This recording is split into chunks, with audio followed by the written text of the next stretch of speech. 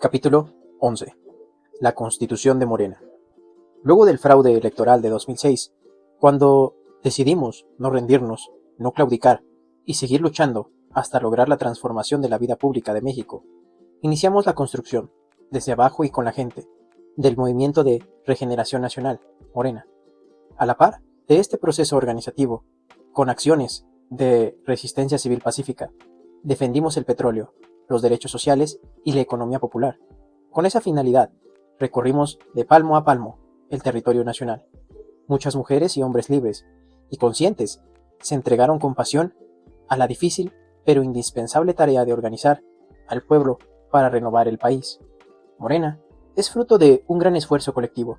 En específico, durante 2010 y principios de 2011, se contaba con 2.217 comités municipales, y a finales de este año ya existen 37.453 comités seccionales, integrados por 179.000 dirigentes. Hasta entonces, se habían inscrito como protagonistas del cambio verdadero o como representantes del gobierno legítimo 4.121.000 ciudadanos.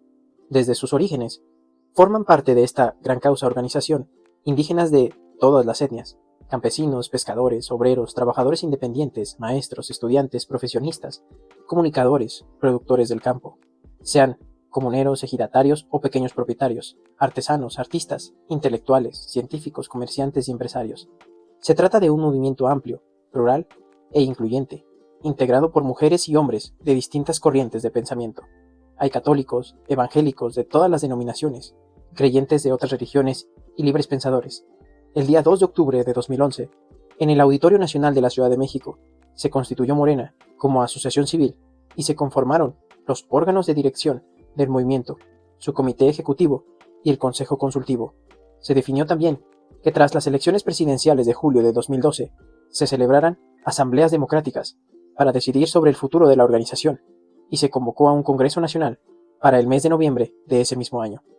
Morena se constituyó con un programa y una declaración de principios elaborada por un grupo de intelectuales y especialistas, algunos independientes de nuestra organización, como Armando Bartra, José Eduardo Beltrán, Jaime Cárdenas, Luciano Concheiro, Arnaldo Córdoba, Agustín Díaz Lastra, Héctor Díaz Polanco, Laura Esquivel, Víctor Flores Olea, Luis Javier Garrido, Antonio Gersenson, Enrique González Pedrero, Hugo Gutiérrez Vega, Adolfo Elumbund, Ana Cristina Laurel, Luis Linares Zapata, Berta Luján, Ignacio Marván, Lorenzo Meyer, Roberto Morales, Jorge Eduardo Navarrete, Juan José Paullada, Marta Pérez Bejarano, José María Pérez Gay, Elenia Pontosca, Rogelio Ramírez de la O, Octavio Romero Oropesa, Heréndira Sandoval, Julio Scher Ibarra, Enrique Semo, Claudia Sheinbaum, Raquel Sosa Elizaga, Víctor Suárez, Carlos Tello, Víctor Manuel Toledo, Héctor Vasconcelos y Jesús Ramírez Cuevas. No puedo dejar de mencionar las aportaciones que hicieron a nuestro movimiento Carlos Monsiváis, Bolívar Echeverría y Javier Wimmer, a quienes siempre recordaremos con mucho afecto. Me siento orgulloso de haber participado, junto con otros muchos mexicanos, mujeres y hombres libres y conscientes, en la construcción de Morena, una institución ciudadana y popular que buscaba la formación organizada y de manera pacífica la transformación y el renacimiento de México. La creación de Morena es un gran aporte a la vida pública del país. En mi intervención, durante el acto constitutivo de Morena, volví a referirme a lo que había expresado desde mayo de 2010, en el sentido de que debía ser candidato presidencial del movimiento progresista del país quien estuviese mejor posicionado. Dije que muchos me apoyaban, pero también expuse, con claridad y franqueza, que por honestidad y congruencia yo no podría ser candidato si no contaba con el respaldo de la gente.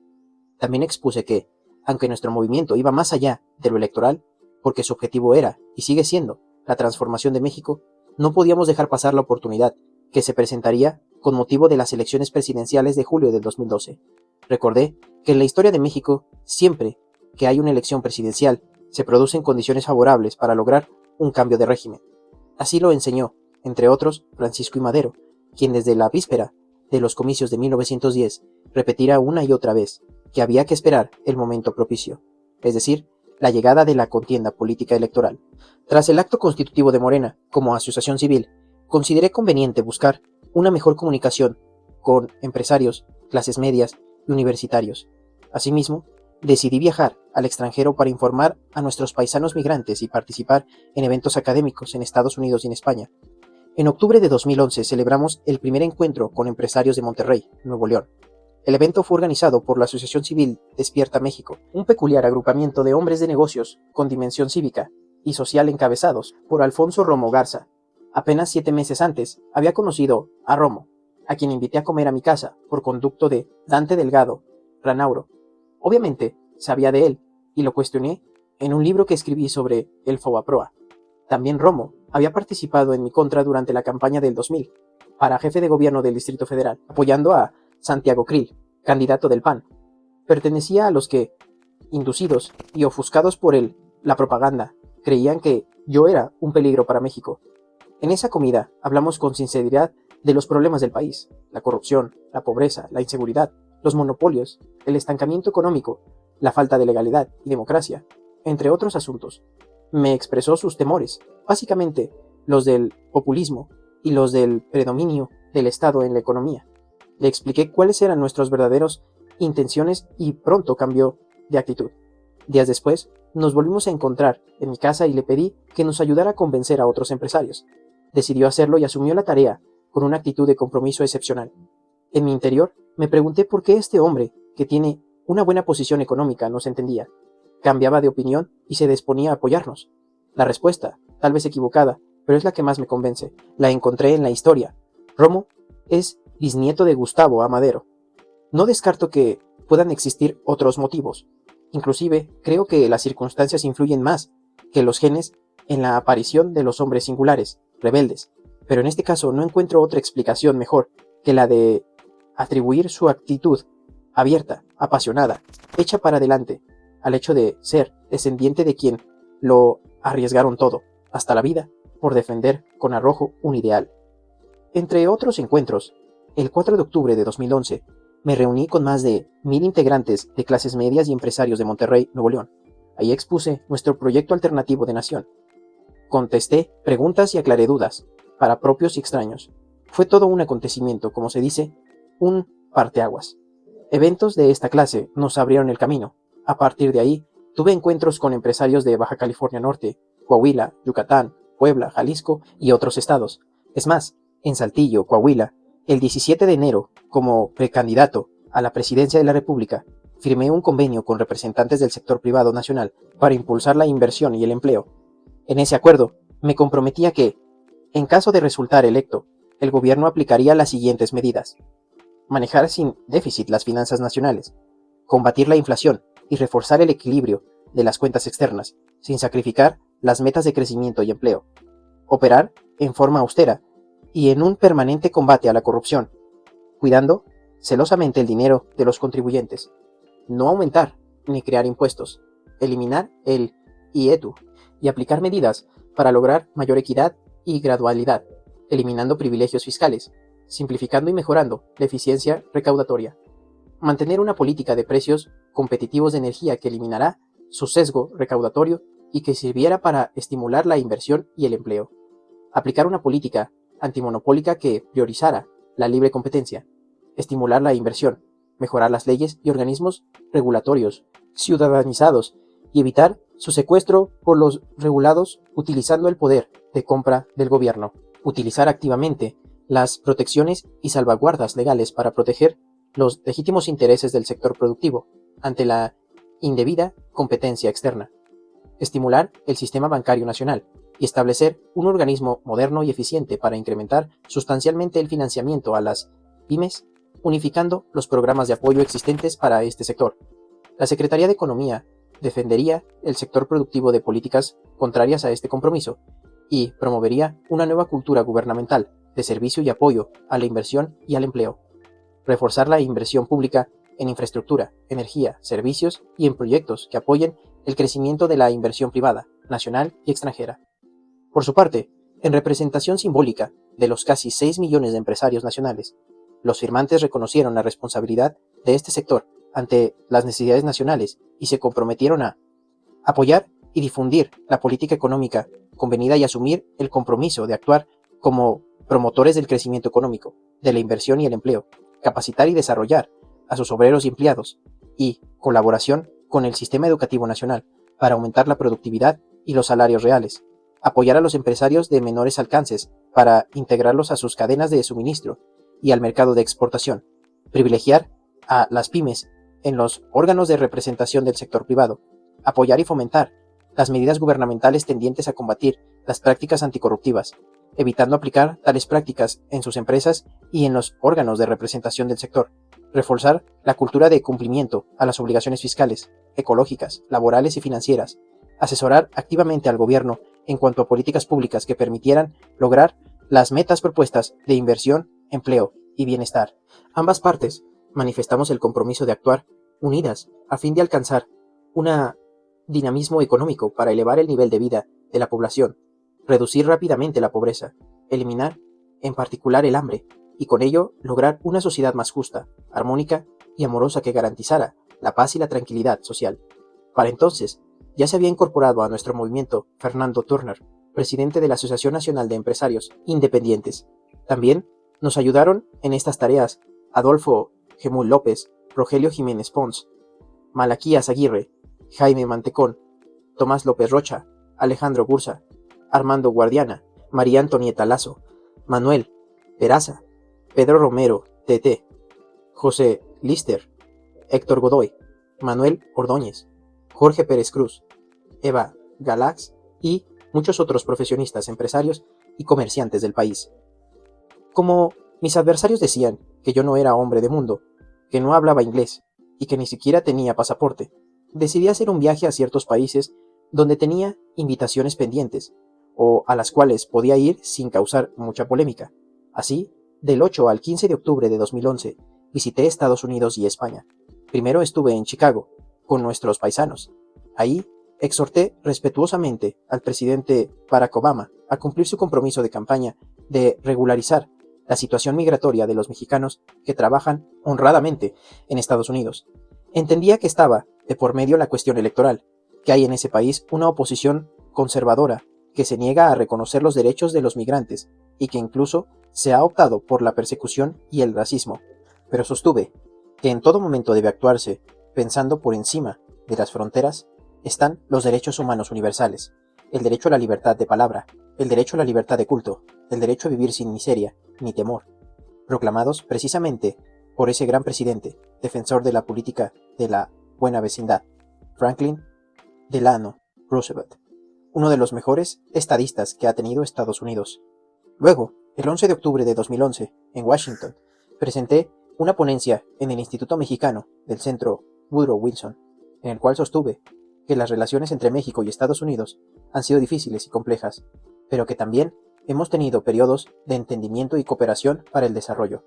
Recordé la relación de respeto y comprensión entre los gobiernos de Roosevelt y del general Lázaro Cárdenas del Río, en la época de la expropiación petrolera y durante la Segunda Guerra Mundial, cuando México ayudó a Estados Unidos a satisfacer sus necesidades de materias primas y mano de obra mediante el convenio laboral del programa Bracero.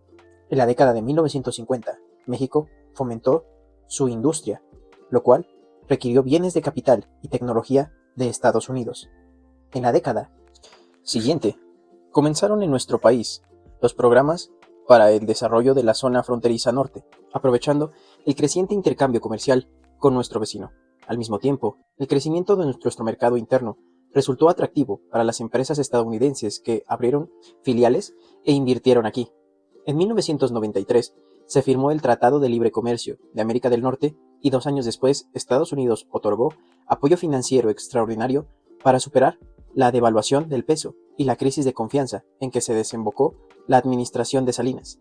Sin embargo, a partir de entonces, la cooperación bilateral se enfocaba más en temas de seguridad, sin atender las causas que han originado los problemas de violencia y el creciente migración de mexicanos a Estados Unidos.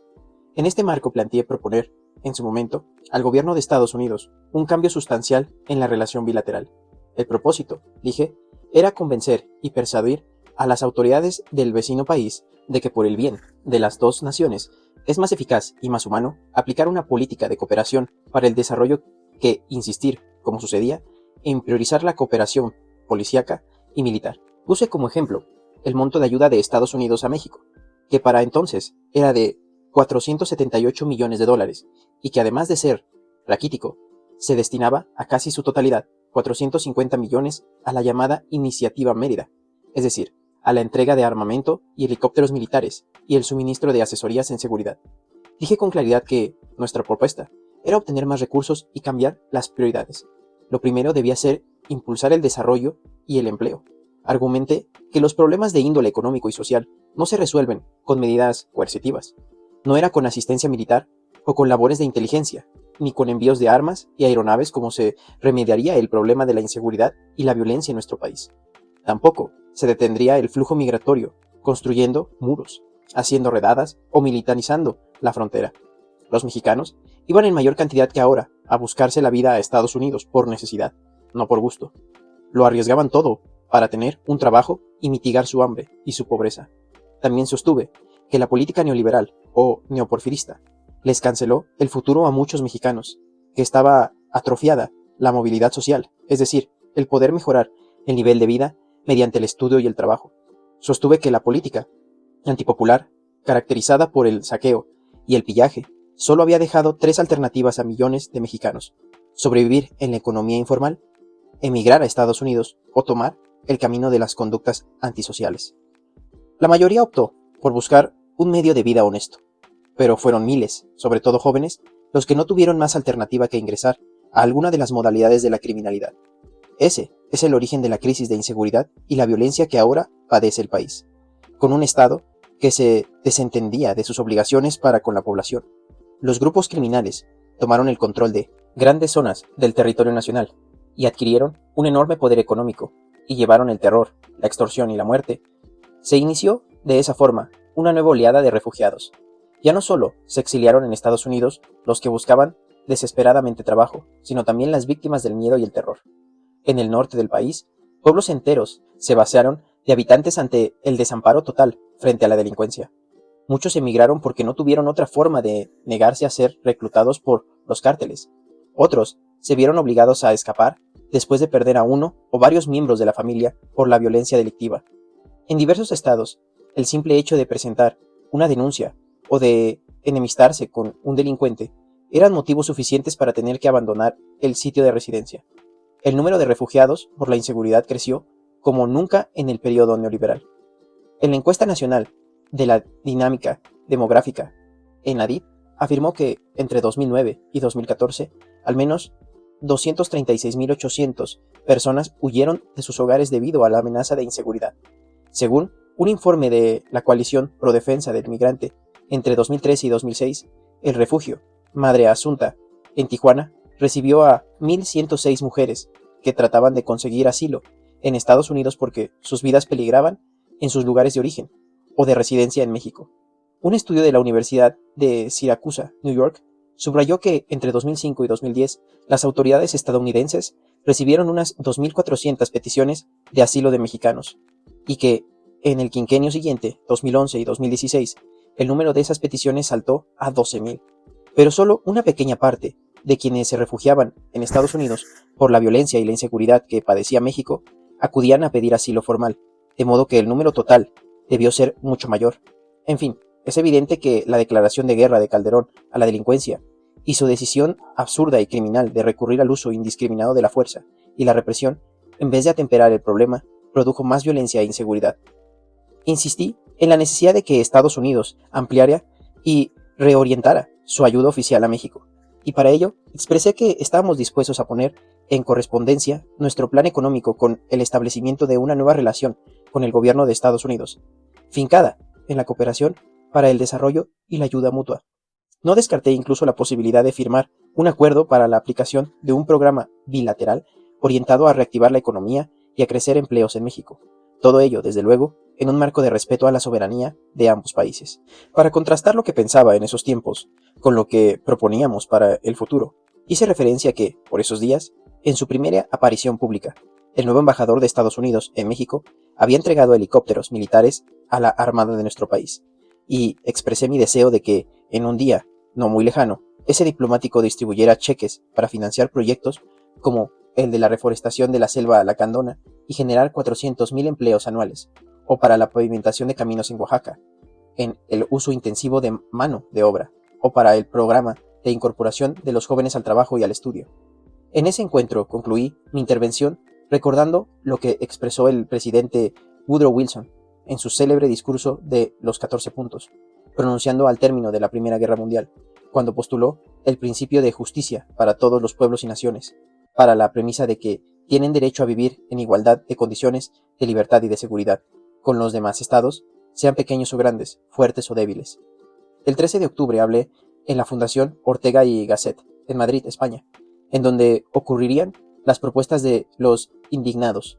En otros países tenían lugar movilizaciones similares cuyos protagonistas eran jóvenes, integrantes de asociaciones civiles, movimientos sociales y ciudadanos independientes, hartos todos del modelo neoliberal, de los partidos y políticas oportunistas y convenencieras que abundan en todo el país.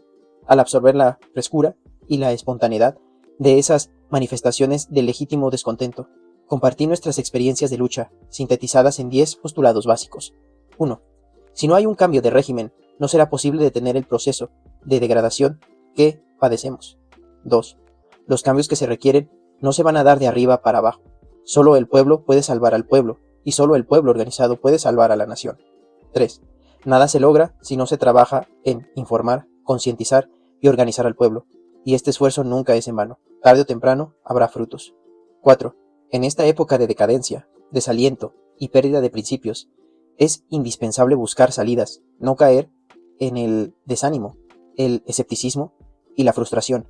Hay que mantener encendida la llama de la esperanza. 5. Siempre se produce un proceso de transformación cuando la gente toma conciencia de que, unida y organizada, puede más que sus opresores. 6. El objetivo de la lucha no debe ser ocupar cargos políticos o administrativos, sino la renovación radical de la vida pública. 7. Aunque los dados estén cargados y las cartas estén marcadas, hay que apostar a las transformaciones por la vía pacífica y electoral. La violencia no es el camino. Al contrario, sirve de pretexto al autoritarismo y propicia más sufrimiento. 8. Ante la crisis de la llamada clase política, es indispensable la formación y el surgimiento de líderes honestos, con propósitos más elevados que sus legítimas aspiraciones personales. 9. Si los partidos de izquierda no están a la altura de las circunstancias, hay que reformarlos, y si de plano esto no es posible, debe optarse por construir desde abajo y con la gente nuevos partidos o crear movimientos amplios, pero no dedicarse únicamente a la espontáneo, a lo sectorial, gremial o social, sino trabajar siempre en concientizar y organizar al pueblo para cambiar el régimen. 10. Hay que tomar en cuenta que la crisis actual no es solo por falta de bienes materiales, sino también por la pérdida de valores espirituales, morales y culturales. Es indispensable auspiciar una nueva corriente de pensamiento para construir un ideario moral cuyos preceptos exalten el amor a las familias, a la naturaleza y a la patria, el apego a la verdad, la dignidad, la tolerancia y la cultura, e insistir en que la felicidad no se logra acumulando riquezas, títulos o fama, sino mediante la armonía con nuestras conciencias, con nosotros mismos y con el prójimo. De regreso a México, a fines de 2011, me puse de acuerdo con Marcelo Ebrard para aplicar la encuesta que nos sirvió para decidir quién iría como candidato a la presidencia por el Movimiento Progresista de México. Como es natural, mis malquerientes del régimen no deseaban que yo fuera postulado. Además, había ciudadanos con posiciones de centroizquierda que de manera honesta pensaban que Marcelo tenía más aceptación entre las clases medias. Aquí debo aclarar que las encuestas, cuando se hacen bien y sin manipulación, son un buen instrumento para saber cómo piensa realmente la gente. Sin embargo, en ese entonces se publicaban encuestas amañadas en todos los medios de información, la mayoría de ellas tendenciosas y en mi contra. Recuerdo una del 6 de septiembre de 2011, elaborada por la empresa GEA-ISA. Uno de los dueños era el director del Centro de Información y Seguridad Nacional, el organismo encargado del espionaje del gobierno, que posteriormente durante la campaña fue utilizado por Milenio con fines propagandísticos para favorecer a Enrique Peña Nieto. Esa encuesta afirmaba que Marcelo no solo me ganaba con amplio margen de población abierta, sino que estaba 19 puntos arriba entre los ciudadanos que se identificaban con la izquierda.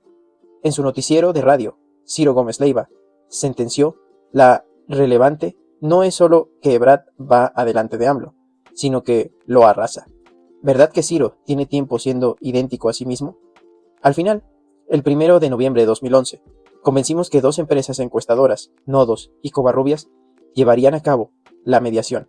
El resultado me favoreció y el 16 de ese mes le dimos a conocer conjuntamente en un acto en el que agradecí la generosidad de Marcelo, quien no se dejó confundir por los cantos de las sirenas.